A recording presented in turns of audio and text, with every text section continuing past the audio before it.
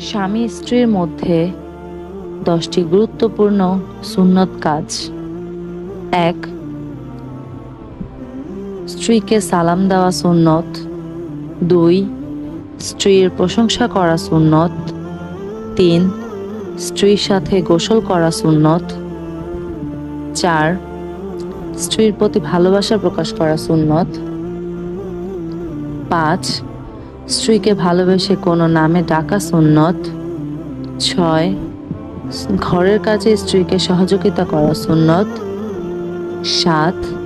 স্ত্রীর ভুল ক্ষমা করা সুন্নত। 8. স্ত্রীকে খাইয়ে দেওয়া সুন্নত। 9.